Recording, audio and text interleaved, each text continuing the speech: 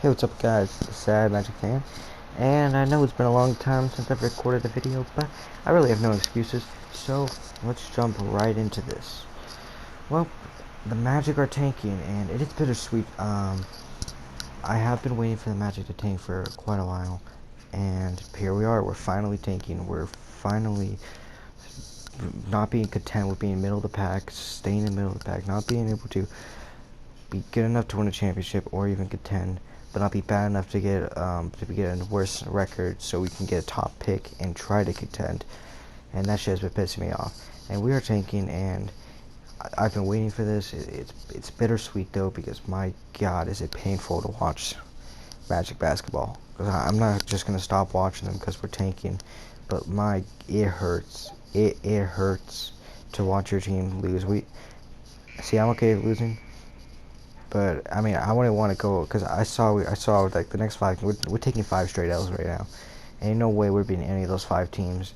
So I'm like, I go into this Brooklyn game. I say, you know what? For the love of God, please win this game. I don't want to go on a 15-game losing streak. So we won the game, and there's a lot of points I had to make on that game, but winning that game doesn't really affect us because we're gonna go on a 5-game losing streak, maybe even more. I haven't seen the games after that, after other than the first 5 games we have coming up. I haven't seen what other games we have, but I know for a fact we're taking 5 straight L's, and that really fucking sucks. But with every L, I never really get. Obviously I'll get mad, but I never get too mad because I always tell myself, look towards the future. You'd rather do this now than later. And hell, look at the Celtics. They had to tank for 1 year, and they look at them now. They tanked for 1 year, but then again, we don't have like 1,000 picks from the Brooklyn Nets. But that's besides the point. I'm just hopefully getting a good player. And I don't know who we would take, because I still believe Markelle Fultz is the point guard for the future. So we drafted K. We probably have to run him at the 2. And that's if we don't trade for Victor Oladipo, which has been rumored that we will trade for Victor Oladipo. He does want to come to Florida, and Orlando is in Florida. We're just a less cool Florida team. Miami's the cool Florida team with a less cool Florida team, but that's besides the point. Now, notes on the Brooklyn Nets game. James Harden. We played great defense on James. Forced him into some tough step backs, which of course when it comes to James Harden, doesn't matter how tough the step back is, he either makes it or misses it. And this game he was missing the tough shots. On the pick and roll, I noticed we were guarding him pretty nice on the pick and roll, because Harden with the pick and roll, it's you're always at his mercy when it comes to pick and roll, because he'll drive to the paint and you have 2 threats. One threat is James Harden will throw a lob to DeAndre Jordan. So your big man has to back. Your big man can't come up with 2 forwards. He will throw that lob, and DeAndre Jordan will finish it. Or if you back up a little too close, Harden will do a signature floater.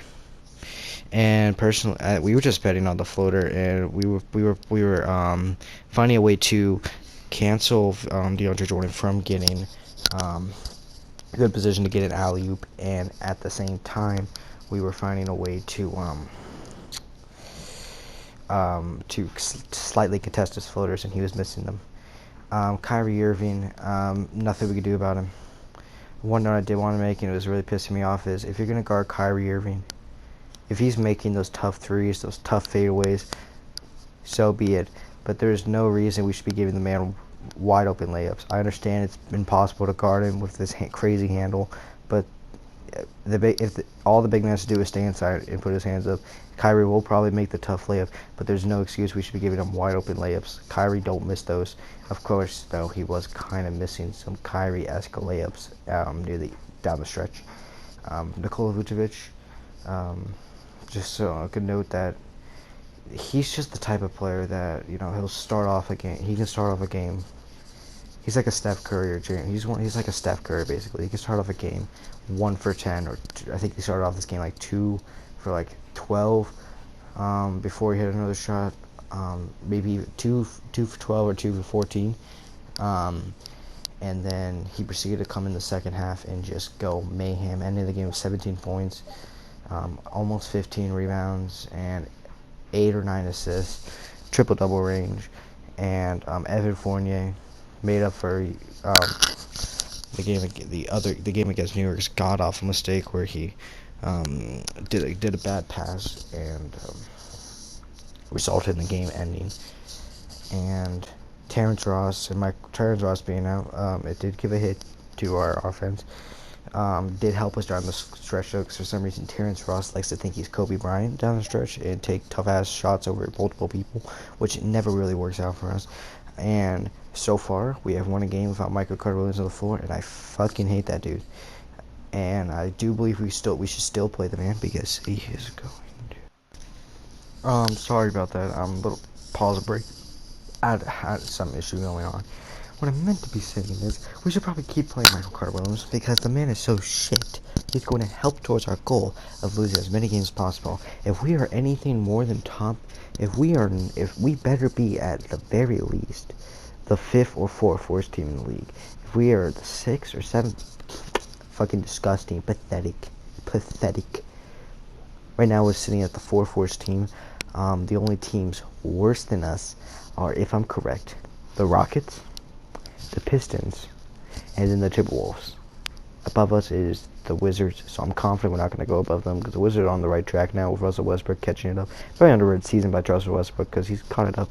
I do feel like people should probably put more respect on his name, just in my opinion. So on that point, should we trade for? Why don't I move on to the next subject? Because I just fully talking about like how the Magic rebuild's going to go. Because I did not expect this thing. Knowing that now that I know this changed my entire thought process of how we're gonna rebuild this team. First of all, Victor Oladipo, risky ass trade because we're just the less cool Florida team.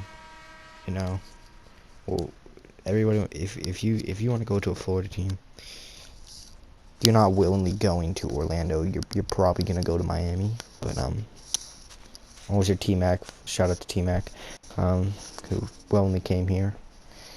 But I think at the time, no one wanted to go to Miami. Well, times has changed. Times has very much changed. And if we trade for Victor Oladipo, I could see the benefits of that. Maybe because he's in Florida, his efficiency will come up. He doesn't have to be a top scorer. You know, actually, I take that shit back. You know, we would want him to be scoring at least 20 to 22 points. Just to relieve the pressure off Vucevic's hands, because I think the only reason he had a bad game this game is just because, man, the man has been going through so much to just carry our team. I think he's been averaging like 25, 11, and 4, and rumors are we're going to trade him to Boston. I don't want to trade Vucevic because I think he's going to be great for the rookie we draft in the draft. He's going to be a great mentor for him. I don't see why we need to trade him, but of course, you know, he's never going to win a championship here, so if we traded him, I'd be happy for him. Wish him luck on his next Avengers, and as long as we can get some picks or a young asset, I would be perfectly fine with trading him. I wouldn't get mad. I don't want to trade him, but I wouldn't be mad, and I just wish him luck on his Avengers and hope he wins a championship. And rumored teams to trade for Vucevic are the Boston Celtics, one of the biggest rumored teams, and the Boston Celtics. The things we had to give up, they probably. That's a tough one actually. If we want a young asset, we'd probably go for Peyton Pritchard or Robert Williams. But if that's not the case, we might go for we might try to get Kemba Walker and just a pick, and that's it. But I don't see the Celtics wanting to give up Kemba, so we might just ask for a Marcus Smart, which would lower their bench depth, but they would get Nikola Vucevic, who's been a beast this season. And we of course, I think in any trade that involves Nikola Vucevic, we immediately want picks. And another player that's obviously rumored to be traded is Aaron Gordon. If Aaron Gordon is to get traded, one of the most rumored areas for him to get traded for is well, actually, there's multiple rumored areas. The one I like the most is the one to Miami, not Miami, the one to Houston in return for Victor Oladipo, and I think some other assets to like make the money work, or maybe a pick, and that would honestly be perfect for us. Maybe we give up a pick. Because they wouldn't want to give up Victor Oladipo, despite the fact I'm pretty sure they do want to give up Victor Oladipo because he's not resigning in the offseason. We all know that.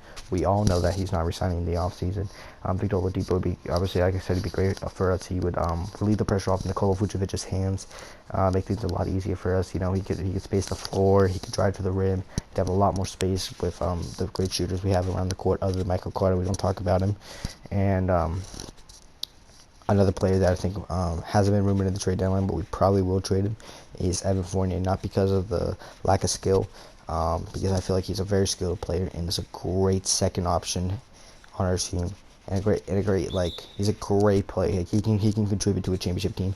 The problem is I do not see him re-signing in the offseason. Why would he want to re-sign with a team like us?